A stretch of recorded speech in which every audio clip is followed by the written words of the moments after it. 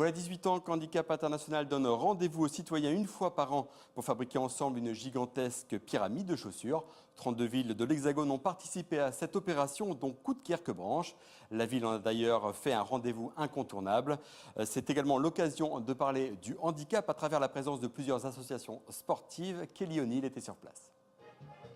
Elle est devenue avec le temps un symbole d'handicap international et du combat en faveur des victimes de bombes antipersonnelles. Une fois encore, la ville de Coudekerque s'est mobilisée et la pyramide de chaussures a atteint des sommets. Et ça a démarré il y a 7 ans parce que 3 élèves du collège Jules Ferry qui avaient entendu parler par leur prof de techno de Handicap International ont fait la première pyramide qui faisait à peu près 50 cm dans la cour du collège. Depuis, la pyramide a bien grandi grâce aux bénévoles et aux habitants. 2000 d'entre eux ont aussi apporté leur soutien au combat mené par l'association à travers la signature d'une pétition. Alors, ces signatures sont destinées à faire pression sur les gouvernements.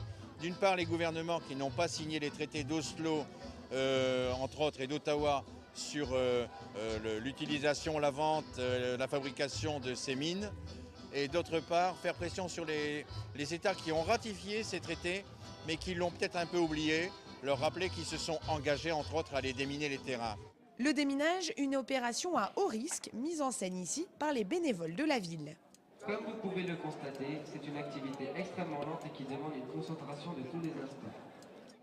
Cette journée a été aussi l'occasion pour l'association de sensibiliser le public au handicap à travers des ateliers ludiques et des démonstrations d'handisport.